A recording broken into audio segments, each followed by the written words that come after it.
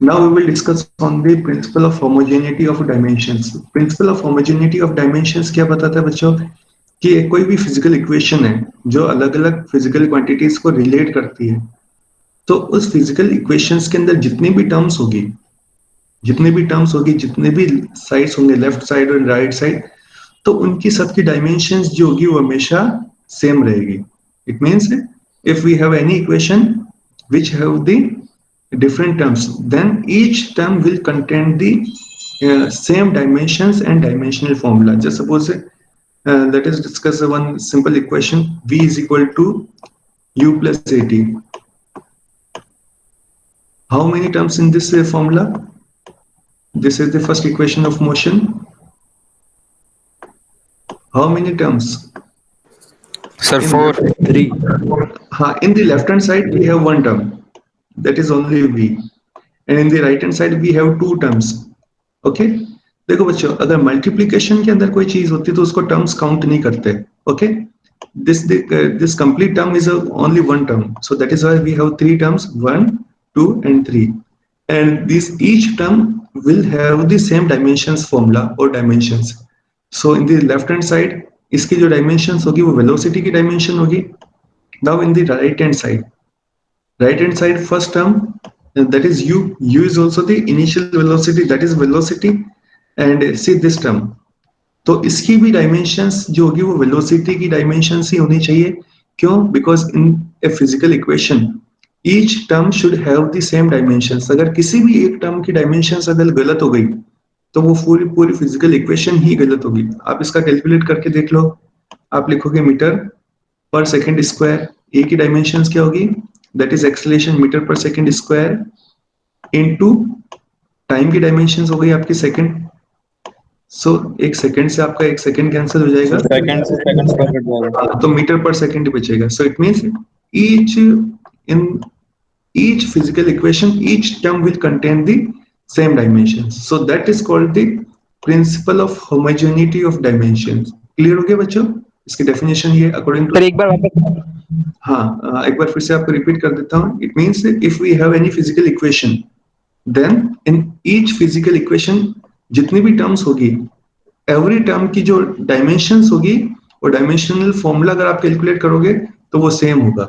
Okay एक equation और ले लेते हैं हम. सपोज करो second equation of motion, s is equal to या d जो भी लेते हो ut plus half at square. अच्छा इसके अंदर देखो आप, इसके अंदर कितनी टर्म्स हैं? इसमें बता सकते हो हाउ मेनी टर्म्स? इसके अंदर भी आपकी थ्री टर्म्स होगी. दो टर्म्स है और कितनी टर्म्स हैं? In the left hand side we have one term only, that is s.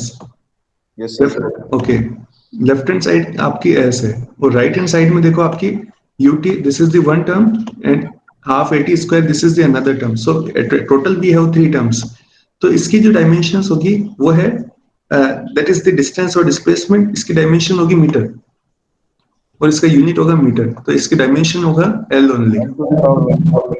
हाँ केवल l लिख लो. चलो okay let us calculate the dimension of first term in the right hand side, that is meter per second again, and multiplied by time, that is second.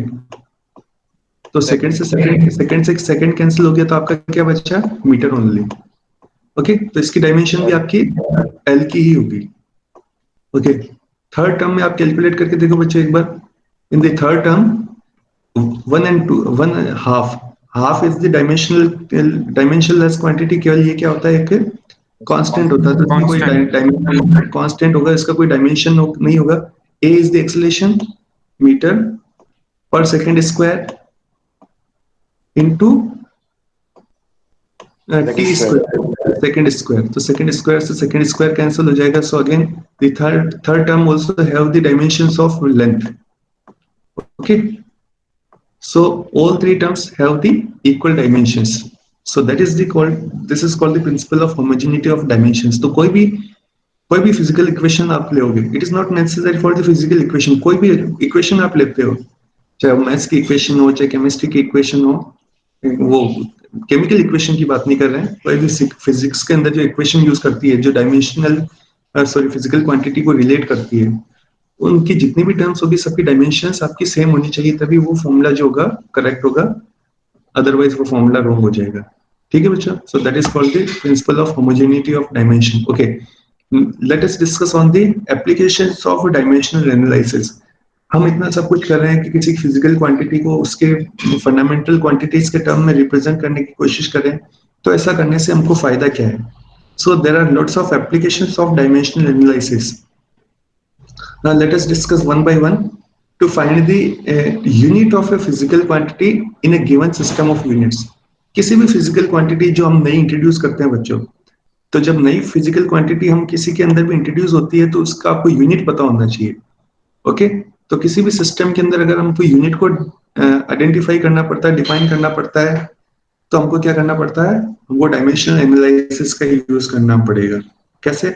Just suppose आपको work की, there is a very simple formula, that is work.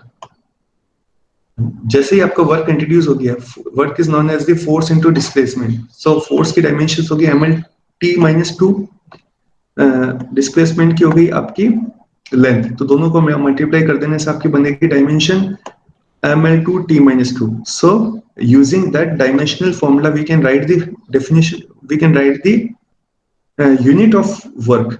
तो unit of work क्या हो जाएगी? in the SI system kilogram metre square per second square, यही बनेगी। देखो इसके अंदर m is for the mass, L is for the length and T is for the time. So kilogram, m for the kilogram for the SI system, length metre in SI system, time second in SI system। तो इसको आप देखिए, unit बताइए कितना होगा इसका?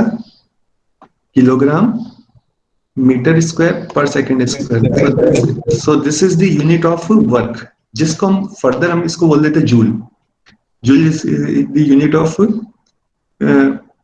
Work done और the energy, जिसको हम बाद में joule, which is called the joule, जैसे मैंने बताया आपको, है ना। और अगर इसी डायमेंशनल फॉर्मूला से आपको सीजीएस के अंदर यूनिट लिखनी हो तो कैसे लिखोगे? सीजीएस में अगर आपको लिखना है तो सीजीएस में हम मास को मेजर करते हैं इन ग्राम, लेंथ को मेजर करते हैं सेंटीमीटर में, ग्राम सेंटीमीटर स्क्वायर पर सेकंड स्क्वायर। हाँ, ये हो जाएगा आपका gram second square, sorry gram centimetre square पर सेकंड स्क्वायर। और इसको बोलते हैं हम सीजीएस यूनिट के अंदर अर्ग, ERG। ओके, तो आपको इसका यूज करके हम लोग क्या कर सकते हैं कि किसी की भी यूनिट लिख सकते हैं, ऐसा यूनिट लिख सकते हैं। जैसे अगर आपका फॉर्मूला है F is equal to Gm1m2 upon R square, F is equal to Gm1m2 upon R square, है ये एक formula.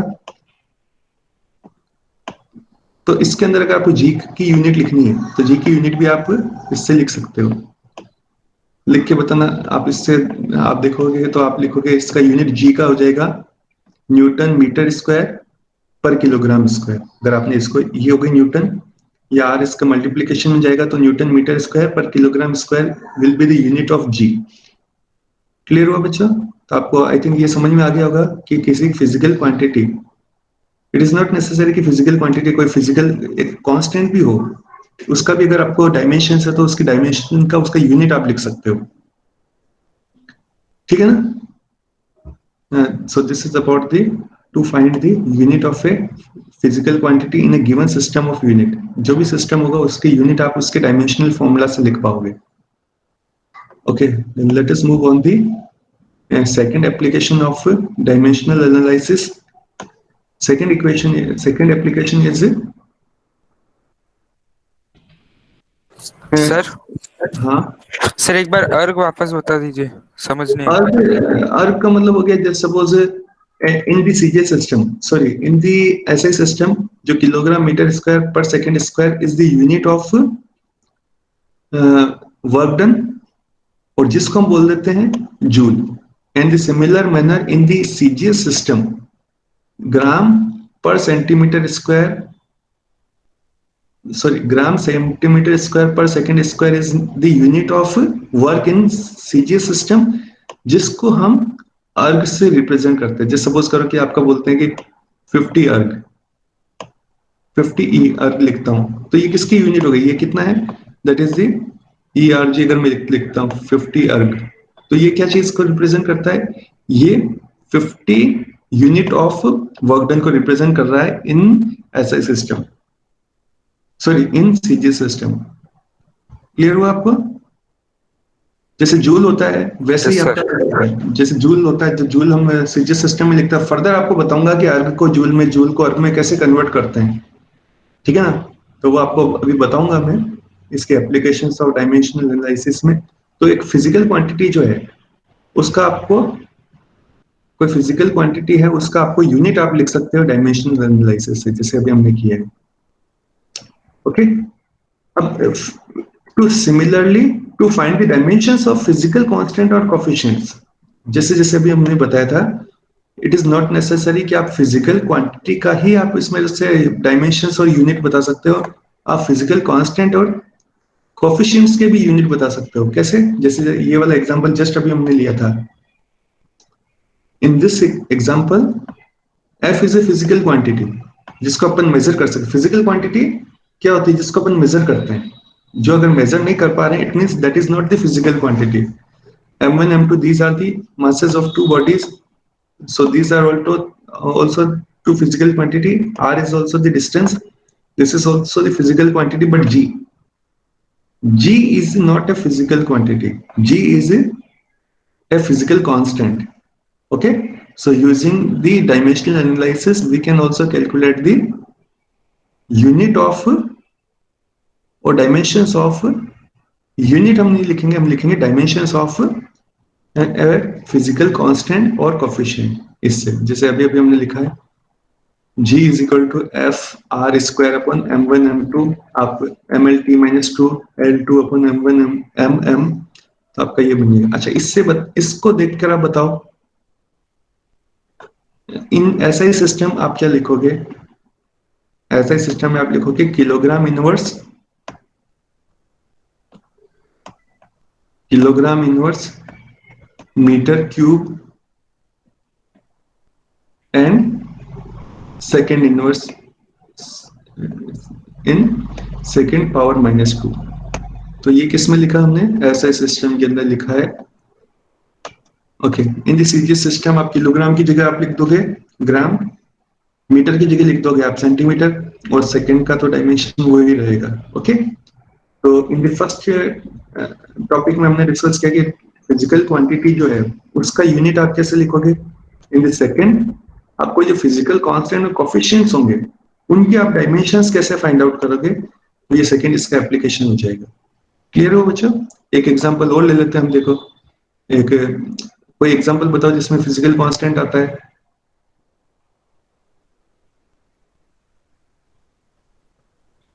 Sir, F is equal to kx. F is, हाँ very good, F is equal to k x, जैसे हमने ऊपर किया था F is equal to k x. But ध्यान रखिएगा बच्चों कि k जो है ना वो फिजिकल कांस्टेंट तो एक के लिए हो जाएगा, but this is also the variable, but आप इसका कैलकुलेट करके कर सकते हो। देखो F is equal to k x, तो mlt माइनस टू, आप k को लिखोगे आप f अपॉन x, ठीक है ना? f अपॉन x लिखोगे तो आप इससे कैलकुलेट करोगे तो देखो आपका mlt माइनस टू होगा और l से l कैंसिल हो जाएगा m, तो आपका बचेगा m l0 t minus two, ये बनेगा। देखो एक बार कोशिश करो।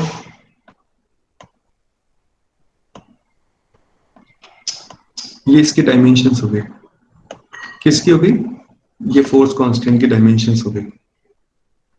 यही होगा बच्चों, देखो एक बार mlt माइनस टू, तो ये किसका हो गया? mlt minus two is for the force divided by length, उसमें लेंथ से डिवाइड करोगे तो क्या होगा? m l0 t minus two, ये हो गया। ठीक है ना? तो कोई भी कांस्टेंट होगा या फिजिकल क्वांटिटी होगी उसका भी आप डायमेंशंस किससे लिख सकते हो? डायमेंशनल एनालिसिस का यूज करके हम इसका यूनिट लिखेंगे और उसके डायमेंशंस लिखेंगे। Sir F is equals to ma के अंदर भी डायमेंशंस निकाल सकते हैं?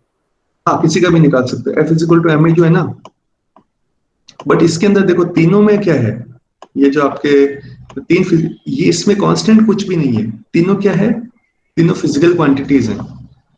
क्या है, तीनों फिजिकल क्वांटिटी है। तो आप इसमें देखो, लेफ्ट हैंड साइड के अंदर आपकी एक टर्म है दैट इज फोर्स, और राइट हैंड साइड के अंदर आपकी कितनी टर्म है, 1. ओनली वन टर्म है। तो इसकी जो डायमेंशन फॉर्मूला होगा वही फॉर्मूला इसका भी होगा, ठीक है ना। अब आपको क्या करना है कि आपको ए का डायमेंशन निकालना है। तो अगर ए का डायमेंशन निकालना है तो आप एफ का पता होना चाहिए, ठीक है ना। और एफ का निकालना है तो आपको एम और ए का पता होना चाहिए। जैसे इसी फॉर्मूला से अगर मेरे को फोर्स का निकालना है, तो फोर्स के लिए तो लेफ्ट हैंड साइड का डायमेंशन जो होगा वही राइट हैंड साइड का होगा, तो एम ए का जो डायमेंशन होगा वही फोर्स का भी होगा। तो मैं लिखता हूँ mass that is M, acceleration metre per second square, तो L that is metre per second square that is L T minus 2। तो मतलब किसी भी फिजिकल क्वांटिटी के अंदर, कोई भी फिजिकल इक्वेशन के अंदर अगर कोई भी एक अननोन फिजिकल क्वांटिटी है, it is not necessary the unknown physical quantity, unknown dimension constant हुआ और कोफिशिएंट हुआ, उसका भी आप यूनिट डायमेंशनल एनालिसिस से निकाल सकते हैं। इसकी किसकी हुई है डायमेंशन, ये फोर्स की भी यही होगी। क्लियर हो बच्चा? सर यानी कांस्टेंट डायमेंशनलेस है यहाँ पे। हाँ, आप नहीं, कांस्टेंट डायमेंशंस, कांस्टेंट के डायमेंशंस भी हो सकते हैं, डायमेंशन लेस भी हो सकता है। जो कांस्टेंट होता है वो कोफिशिएंट्स होता है, वो डायमेंशंस भी हो सकते हैं और डायमेंशन लेस भी हो सकता है। जैसे यहाँ पे आपका जी है, जी एक कोफिशिएंट है या कांस्टेंट है, ये डायमेंशन लेस है या नहीं है, ये डायमेंशन लेस नहीं है, इसकी डायमेंशंस है ना ये।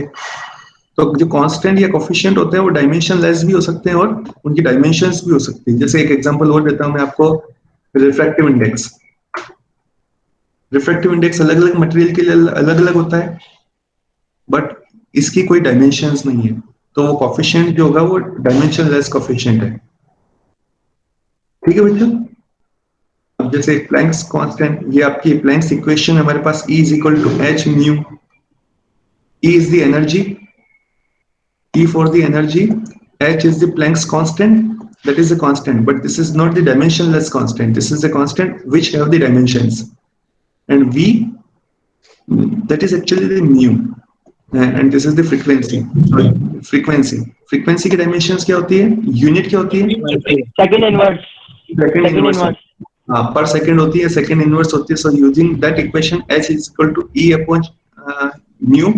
We can calculate, देखो second inverse, ये किसका यूनिट लिखा हमने, this is the unit of, this is the dimension or dimension formula of the energy, and T inverse is the dimensional formula of the frequency. So that is why this is the unit of H, Planck's constant. This is the dimension of or dimensional formula of the Planck's constant. Clear हो बच्चों? तो आपको ये आपको लिखना आना चाहिए। आगे बढ़ो। तो बोल्ड में कांस्टेंट का कैसे निकालेंगे सर? इसमें सर बोल्ट्जमैन कांस्टेंट का डायमेंशन कैसे निकालेंगे?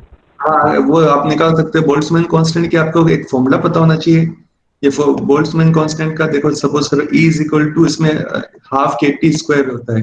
एक फॉर्मूला मैं आपको बता देता हूँ, हाफ के बी टी के टी, ये फॉर्मूला होता है। ठीक है, K is the Boltzmann constant, T for the temperature, E is for the energy। तो एनर्जी की आपको डायमेंशन पता है, T is a for the temperature। Sir half mv square से निकाल लेंगे। नहीं, हाँ हाँ, हाफ mv स्क्वायर से निकाल, आप हाफ mv स्क्वायर से भी निकाल लो, किसी से भी निकाल लो। ओके, तो वैसे क्या करना चाहिए, अप टू द एनर्जी आपको डायमेंशंस इसकी याद होनी चाहिए, और इसकी डायमेंशन जो होती है एनर्जी की, ये होती है, क्या होती है, T माइनस 2, और डिवाइडेड बाई T होगा। ये ध्यान रखना, ये T जो है फॉर द टेम्परेचर है, ध्यान रखना। तो आपका क्या हो जाएगा, ml2, बताओ आप क्या होगा फिर, ml2 T minus 2 ml2 T minus 2 K inverse K inverse होगा, बिकॉज ये जो टेम्परेचर होगा वो डिवाइड में जाएगा इसके, सो K इनवर्स। तो ये किसका डायमेंशन हो गया, ये बोल्ट्जमैन कांस्टेंट का डायमेंशनल फॉर्मूला हो गया। ठीक है सर, बोल्ट्जमैन कांस्टेंट क्या आता है, देखो, है क्या ये यूज मैं बताता हूँ आपको, थोड़ा सा ब्रीफली बता देता हूँ, क्योंकि जब हम second chapter, sir is equals to में क्या आएगा? हाँ सर इज इक्वल्स टू में क्या आएगा ना, बोल्ट्जमैन कांस्टेंट। हाँ, ये के लिख दो, बट के एक्चुअल में ये जो के है ना, इसको के भी लिख देता हूँ मैं, ठीक है, ये के भी। तो थीटा भी तो हो सकता था। हाँ नहीं, बी लिख दो, बी थीटा फॉर भी ले सकते हैं। नहीं, थीटा नहीं ले सकते, हम बी लिखेंगे। ओके, तो ये इसलिए लिखा है, आप कहोगे सर इधर भी के इधर भी के, तो ये जो के है वो आपके केल्विन के लिए है ये, और इधर ये जो के लिया है, ये के भी मैंने इसलिए लिया है क्योंकि ये बोल्ट्जमैन कांस्टेंट को रिप्रेजेंट करने के लिए लिया है। क्योंकि हमारे पास जो लेटर्स हैं वो उन जो फिजिकल क्वांटिटी को रिप्रेजेंट करने के लिए, टाइम कांस्टेंट को रिप्रेजेंट करने के लिए अलग अलग आप लेटर्स को यूज करते हो, तो फिर क्या होता है कि कई बार एक सिमिलर हो जाते हैं, तो उनको आइडेंटिफाई करने के लिए हमको कुछ थोड़ा सा चेंज करना पड़ता है। अच्छा, किसी ने पूछा कि बोल्ट्जमैन कांस्टेंट का एडवांटेज क्या है, तो ये है कि जैसे हम सेकंड बुक के अंदर हम इक्विपार्टीशन ऑफ एनर्जी पढ़ेंगे, तो बोल्ट्जमैन ये जो इक्वेशन है ये आपको ये बताती है कि एक जो मॉलिक्यूल होता है, एक मॉलिक्यूल के अंदर टी टेम्परेचर पे कितना उसमें काइनेटिक एनर्जी होता है, ये उसको रिप्रेजेंट करता है टी टेम्परेचर पे। अब बोल्ट्जमैन कांस्टेंट की वैल्यू प्लेस कर दो, उस पर्टिकुलर टेम्परेचर को प्लेस कर दो, तो एक मॉलिक्यूल होगा उसका इतना एनर्जी हो जाएगा, ठीक है ना। तो इसका डायमेंशन, अभी तो हमको क्या यही बात करना है कि अगर किसी की डायमेंशन आपको लिखना है तो उसका फॉर्मूला जो होता है आपको गिवन होना चाहिए। फॉर्मूला कहाँ से है, तो जैसे जैसे अपन आगे बढ़ेंगे वो फॉर्मूला आपको इंट्रोड्यूस होते जाएंगे। जैसे ये वाला फॉर्मूला आप पूछोगे सर ये फॉर्मूला कहाँ से है, तो ये फॉर्मूला तो हम आपको 12th क्लास के अंदर ही बता पाएंगे, is equal to H mu, ठीक है ना। सर 11th में पढ़ हो जाएगा केमिस्ट्री में। केमिस्ट्री में सर, केमिस्ट्री में चैप्टर में हाँ हाँ, सेकंड चैप्टर में होगा, तो ये केमिस्ट्री के अंदर ये फॉर्मूला वहां पे यूज हुआ होगा आपके सॉरी फोटो इलेक्ट्रिक इफेक्ट के अंदर, यस सर। है ना। तो फोटो इलेक्ट्रिक इफेक्ट हम बहुत डिटेल में पढ़ेंगे 12th क्लास के अंदर। उसमें तो आपने यहाँ ये क्या 2 टॉपिक हैं, आधा पेज या 1 पैराग्राफ पढ़ा होगा, ज्यादा नहीं पढ़ा होगा। हम इसको डिटेल में पढ़ेंगे 12th क्लास के अंदर, ठीक है। बट स्टार्ट अभी नहीं हुआ अभी। हाँ, तो अपन इसको डिटेल में पढ़ेंगे, ठीक है। जैसे एक एग्जांपल और हो गया आपका कोफिशिएंट ऑफ विस्कोसिटी। ये अगर आपको फॉर्मूला पता है, क्वेश्चन ये है कि आपको अगर फॉर्मूला पता है तो आप लोग किसी के भी डायमेंशन आप निकाल सकते हो। तो इसका थोड़ा प्रैक्टिस करिएगा, कोफिशिएंट ऑफ विस्कोसिटी। अब ये फॉर्मूला कहाँ से है, ये फॉर्मूला ये मत पूछिएगा, क्योंकि फॉर्मूला जैसे जैसे अपन आगे बढ़ेंगे वैसे वैसे नए फॉर्मूला आपके इंट्रोड्यूस होते जाएंगे, ठीक है ना। आप इसका यूज करके आप देखिएगा। तो ये है कि हमने फर्स्ट के अंदर आपने कैलकुलेट किया कोई फिजिकल क्वांटिटी, उसका यूनिट निकालना। सेकंड में अंदर हमने कोई फिजिकल कांस्टेंट और कोफिशिएंट होगा उसका यूनिट और उसके डायमेंशंस निकालना। थर्ड जो है इंपॉर्टेंट, ये है आपका इंपॉर्टेंट बच्चों, इस पर बेस्ड आपको क्वेश्चन मिलेंगे। To convert one physical quantity from one system to other, मतलब कोई फिजिकल क्वांटिटी जो होगी एक सिस्टम के अंदर उसका मेजरमेंट जो होगा वो दूसरे सिस्टम के अंदर उसका मेजरमेंट जो होगा उसका वैल्यू निकालना है, उसका न्यूमेरिकल वैल्यू निकालना है, ठीक है ना। तो वो किस तरह से करेंगे, जैसे बच्चों कि कोई भी फिजिकल क्वांटिटी होती है जिसका अपन मेजरमेंट कर रहे हैं, तो उसके 2 पार्ट होते हैं, एक तो होता है उसका न्यूमेरिकल वैल्यू और एक होता है उसका यूनिट। जैसे मैं लिखता हूँ 5 मीटर, अगर मैं 5 मीटर लिखता हूँ तो इसमें देखो 5 किसको रिप्रेजेंट करता है, 5 रिप्रेजेंट करता है उसके न्यूमेरिकल वैल्यू को, और मीटर किसको रिप्रेजेंट कर रहा है, उसका यूनिट को। अगर मैं 5 मीटर लेंथ लिखता हूं, अच्छा एक लेंथ ली है वो है 5 मीटर। अच्छा ये बताओ कि अगर मैं इसी लेंथ को किसी दूसरे सिस्टम में मेजर करूं, ध्यान से सुनिएगा, इसी लेंथ को मैं कोई दूसरे सिस्टम से मेजर करूं, तो क्या इसकी लेंथ जो है वो चेंज हो जाएगी? No sir. No sir. उसकी लेंथ तो वही रहेगी। आप चेंज किसके कर रहे हो, किसको कर रहे हो, आप चेंज कर रहे हो सिस्टम को। तो क्या होगा, इसकी जो लेंथ होगी वो कभी चेंज नहीं होगी। लेंथ जो आपने मेजरमेंट कर लिया वो अलग अलग मेजरमेंट उसके चेंज हो सकते हैं अलग अलग सिस्टम के हिसाब से, बट उसकी लेंथ तो वही रहेगी। तो सेम कॉन्सेप्ट हम यूज करेंगे फॉर ए गिवन सिस्टम। अगर किसी की लेंथ आपकी 5 मीटर है तो दूसरे सिस्टम के अंदर अगर आप उसका यूनिट चेंज करते हो, आप अगर उसका यूनिट चेंज करते हो तो उसका न्यूमेरिकल वैल्यू भी चेंज हो जाएगा। अगर आपका यूनिट छोटा ले लिया आपने तो न्यूमेरिकल वैल्यू बड़ा हो जाएगा, अगर यूनिट बड़ा ले लिया तो आपका न्यूमेरिकल वैल्यू छोटा हो जाएगा। जैसे इसी को अगर मैं सेंटीमीटर में लिखता हूँ तो 5 मीटर को आप सेंटीमीटर में क्या लिखोगे, बताओ? 500 सेंटीमीटर। 500 सेंटीमीटर। तो लेंथ तो वही है, देखो लेंथ आपकी कितनी है, लेंथ तो इसकी यही रहेगी, बट अपनी यूनिट जब आप चेंज कर देते हो तो यूनिट अगर आपने छोटी कर दी तो उसकी न्यूमेरिकल वैल्यू बड़ी हो जाएगी, और यूनिट अगर आपने बड़ी कर दी तो उसका न्यूमेरिकल वैल्यू छोटा हो जाएगा। It means for any physical measurement if n is it's a numerical value, u is its a unit, then n into u is a constant। constant का मतलब हो गया कि वो जो मेजर किया है वो क्वांटिटी चेंज नहीं हो सकती, क्वांटिटी वही रहेगी। जैसे लेंथ हमने मेजर किया तो वो वही रहनी है। इसमें क्या होगा कि आपका u चेंज कर दिया तो n चेंज हो जाएगा, n चेंज कर दिया तो u चेंज हो जाएगा। So we will use that concept to convert a physical quantity from one system to another system। in that case n u is equal to constant। अब इसमें देखो क्या होगा, just suppose,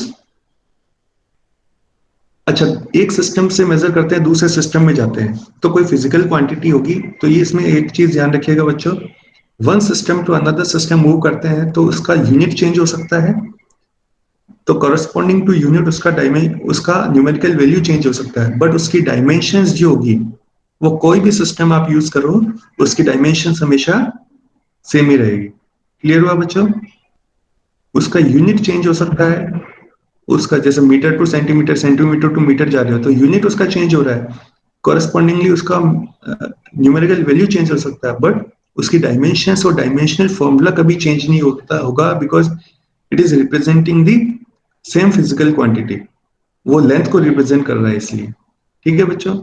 तो देखो, and suppose we have a physical quantity x measured in the first system, तो उसका first system में मेजर किया है तो इसमें देखो ABC क्या है, ये डायमेंशंस है फॉर दैट फिजिकल क्वांटिटी, तो ये भी सेम रहेगा। And in the second system of measurement जिसमें आप मास को मेजर कर रहे हो m2 से, लेंथ को मेजर कर रहे हो L2 से, और टाइम को मेजर कर रहे हो T2 से, तो दोनों में चेंजेस किस चीज का हुआ है? देखो, मास का मेजरमेंट चेंज हुआ है, लेंथ का मेजरमेंट चेंज हुआ है, टेम्परेचर का टाइम का मेजरमेंट चेंज हुआ है, बट तीनों के ऊपर जो आपके जो डायमेंशंस है वो ABC ही है। देख पा रहे हो आप? Yes sir. हाँ, तो मतलब डायमेंशंस एक सिस्टम से जाने से दूसरे सिस्टम में जाने से डायमेंशंस चेंज नहीं होते हैं। MLT की वैल्यू चेंज हो सकती है, metre to centimetre, centimetre to metre हो सकता है, किलोग्राम से ग्राम, ग्राम से किलोग्राम हो सकता है, सेकंड से आर से फिर जो भी होता है मिनट्स चेंज हो सकता है, बट उसके डायमेंशंस चेंज नहीं होगी। तो इसी चीज को हमको यूज करना है। N1 U1 N2 U2। N1 क्या है? N1 इज दी, अब यहां से देखना बच्चे ध्यान से, N1 U1 is equal to N2 U2। N1 is the numerical value in first system, U1 it's a unit, N2 numerical value in the second system, U2 is corresponding, it's a unit। Unit जो होगी वो change हो सकती है, तो हमने N1 को ऐसे ही रखा है, उसका यूनिट हमने लिखा है इसके अंदर in the terms of fundamental quantities. लिख सकते हैं, हमने बताया था कोई भी यूनिट होती है उसको आप उसकी फंडामेंटल क्वांटिटी के टर्म्स में रिप्रेजेंट कर सकते हो। तो हमने फिर क्या लिखा है? M1 A L1 B T1 C। So that is the unit in first system in terms of fundamental quantities। Okay, in the second system, N2 is the numerical value in the second system, U2 is it's a unit। अब इसको हमने represent किया in terms of their fundamental quantities, M2 L2 T2, but their dimensions will not change, so that is why इनके ऊपर ABC ही हमने लिखा है।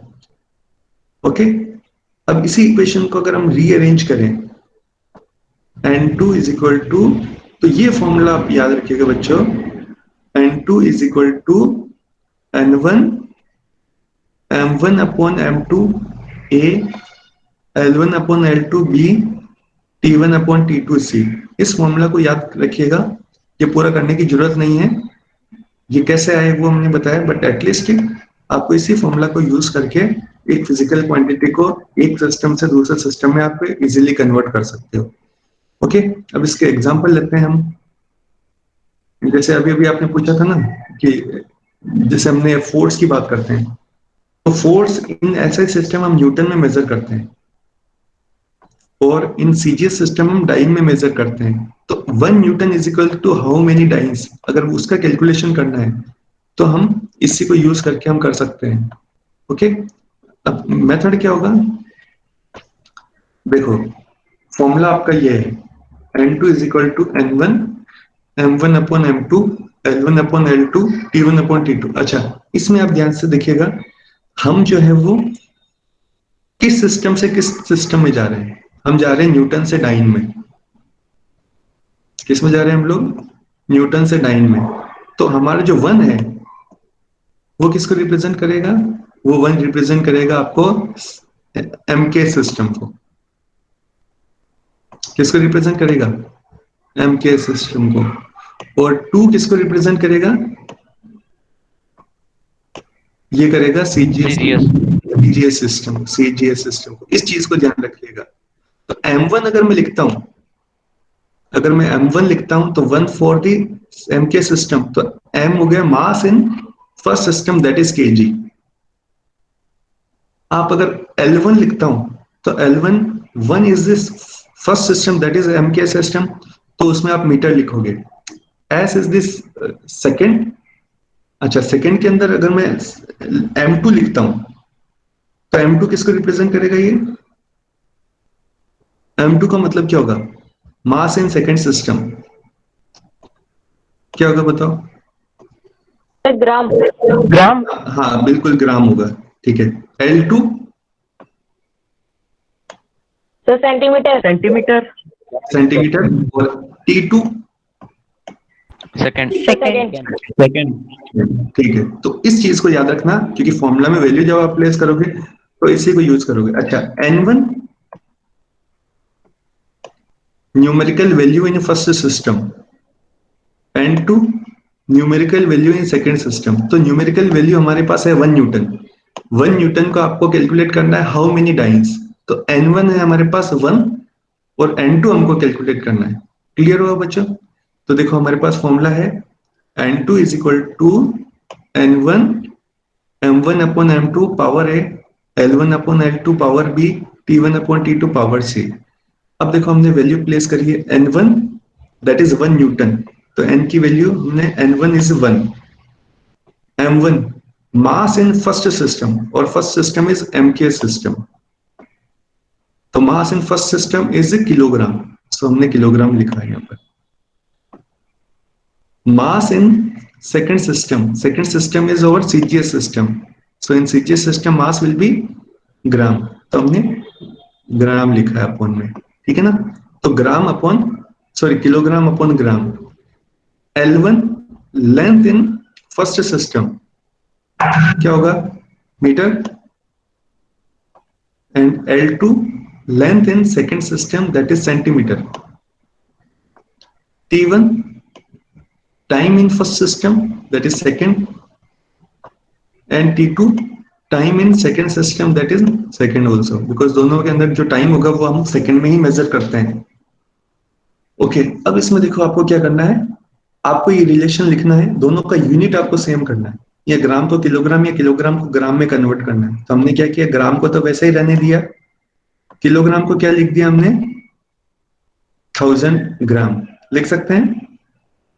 Kilogram को हमने 1000 ग्राम लिखा और 10 टू द पावर 3 ग्राम लिखा। फिर हमने मीटर और सेंटीमीटर का रिलेशन लिखा, क्योंकि हमको क्या करना है, सेंटीमीटर टू सेंटीमीटर कैंसिल करना है, मीटर टू मीटर कैंसिल करना है। तो सेंटीमीटर को हमने एज इट इज रहने दिया और मीटर को हमने लिख दिया 10 टू द पावर 2 सेंटीमीटर। और ये तो ऑलरेडी 1 to 1 है, तो इसका इस फैक्टर का तो कोई मीनिंग ही नहीं है, क्योंकि 1 की पावर कितनी भी लगा लो वो 1 ही रहेगा। तो ये तो ऑलरेडी एलिमिनेट हो गया। अब इसमें देखो ग्राम से ग्राम कैंसिल हुआ आपका, और आपका सेंटीमीटर टू सेंटीमीटर कैंसिल हुआ। तो आपका देखो कितना बचा, 10 to the power 3 and 10 to the power 2, तो मिलके कितना हो गया, 10 to the power 5। Okay, so it means 1 newton is equal to 10⁵ dyne. इसमें कुछ डाउट है बच्चों? फॉर्मूला है, उसमें वैल्यू प्लेस करना आना चाहिए आपको, और इसमें आपको ये देखना है कि फर्स्ट सिस्टम कौन सा है, सेकंड सिस्टम कौन सा है। क्लियर हुआ बच्चों ये चीज? Yes, sir. ठीक है, एक एग्जांपल और ले लेते हैं इसका। एक एग्जांपल क्या ले? सर अर्ग वाला ले लो, अर्ग और जूल वाला ले लेते हैं, अर्ग और जूल वाला ले लेते हैं, चलो ठीक है।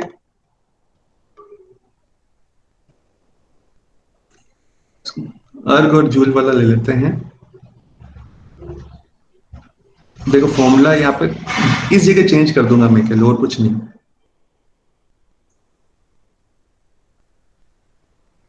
अगर किसी को कन्वर्जन करना होता है तो हमको केवल एबीसी पता होना चाहिए पहले तो अर्ग और जूल क्या है? एनर्जी है।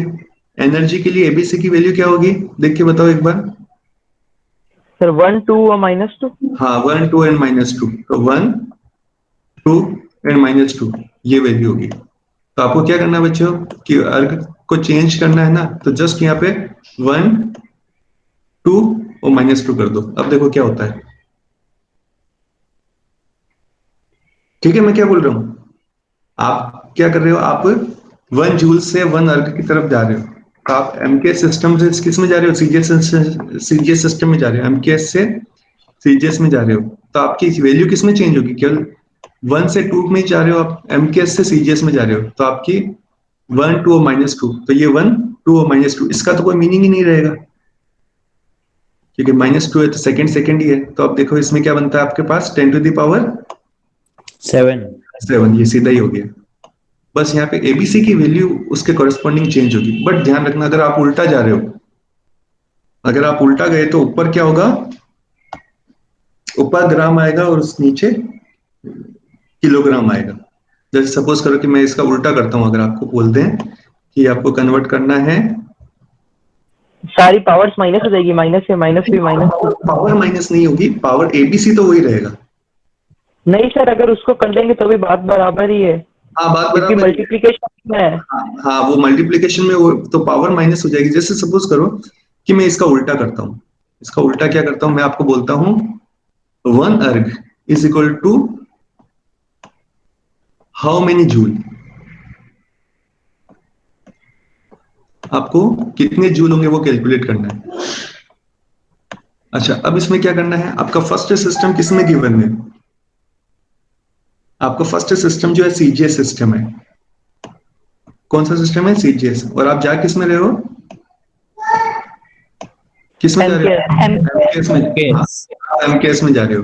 अब थोड़ा सा यहाँ पे, हाँ वो -7 तो हो जाएगा, बट अगर आपका क्वेश्चन ही इस तरह से है, क्योंकि आपको ये चीज ऑलरेडी अब याद कर लिया आपने इसकी, बट अगर आपको इसका कैलकुलेशन करना होगा तो देखो किस तरह से जाओगे। ये तो 1 तो वैसे रहेगा। अच्छा, ये किलोग्राम नीचे आ जाएगा, ग्राम ऊपर आ जाएगा, सेंटीमीटर ऊपर आ जाएगा और मीटर नीचे आ जाएगा। तो ये -3 और -2 पावर बन के आपकी -7 पावर हो जाएगी। ठीक है ना? तो उल्टा जाने पर आपको ध्यान रखना, किलोग्राम नीचे आएगा, ग्राम ऊपर आ जाएगा। ठीक है? तो इस चीज को थोड़ा ध्यान रखना कि एक सिस्टम से दूसरे सिस्टम में जाते हो तो किस तरह से आपका चेंज होता है। जैसे एक एग्जांपल और ले लेते हैं हम लोग। डेंसिटी ऑफ वाटर कितना होता है? 1 ग्राम पर ml। हाँ 1 ग्राम पर सेंटीमीटर क्यूब। ठीक है ना? 1 ml का मतलब क्या होता है? 1 ग्राम ml का मतलब 1 सेंटीमीटर क्यूब ही होता है। हाँ, अब बताओ इसको किलोग्राम पर मीटर क्यूब में कन्वर्ट करो। तो इसके लिए पहले तो आपको क्या उनकी डेंसिटी है, डेंसिटी की डायमेंशंस पता होनी चाहिए। तो डेंसिटी की डायमेंशंस जो होती है वो किलोग्राम पर मीटर क्यूब होती है। तो इसकी डायमेंशन होती है 1 -3 एंड 0। यही होगी।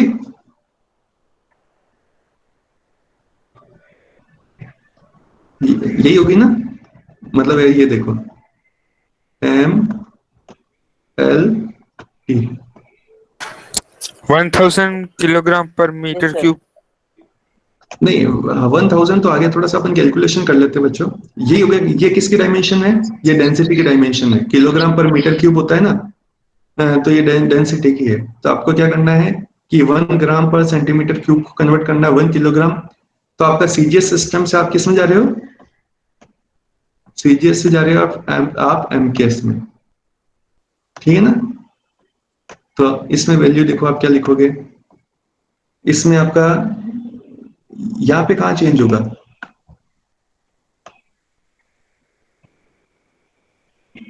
ऊपर आ जाएगा आपका ग्राम, नीचे आएगा आपका किलोग्राम, और इनटू इसकी पावर होगी 1। ओके, सेकंड में आप देखो, सेकंड में क्या होगा? ऊपर आएगा आपका सेंटीमीटर और नीचे आएगा आपका मीटर, और इसकी पावर कितनी लगेगी? कितनी लगेगी बच्चों बताओ? -3 -3। और थर्ड को तो लिखने की जरूरत ही नहीं, 0 पावर है इसलिए। अब ग्राम टू किलोग्राम हम कन्वर्ट करते हैं, तो ये हो गया 10 टू द पावर, सीधा लिख लेते हैं, बिकॉज ये 1000 ग्राम को हम लिखेंगे 1000, सॉरी हम किलोग्राम को लिखेंगे 1000 ग्राम, ऊपर ग्राम है तो ग्राम से ग्राम कैंसिल हो गया, तो आपका 10 टू द पावर -3 लिख देते हैं, ठीक है? समझ में आ रहा है कैसे लिखा मैंने? इस कन्वर्जन को देखो आप, ऊपर ग्राम है नीचे किलोग्राम है, तो किलोग्राम को मैंने 1000 ग्राम लिखा, 1000 से 1000 सॉरी ग्राम से ग्राम कैंसिल, तो 10 टू द पावर -3। अब यहाँ पे देखो आप, सेंटीमीटर है नीचे मीटर है, इसको क्या लिखेंगे अपन? 10 टू द पावर -2, और बाहर कितनी पावर है? -3। अब इसका कैलकुलेशन करके बताओ कितना मिलता है? 10 की पावर 3। 10 की पावर 3, क्योंकि ये माइनस माइनस से तो प्लस हो जाएगी, तो 10 टू द पावर 6 तो 1000। तो इसका मतलब हो गया कि डेंसिटी जो होगी वो CGS system, sorry MK system के अंदर होगा 1000 किलोग्राम पर मीटर क्यूब। अब इसमें कुछ डाउट तो नहीं है आपको?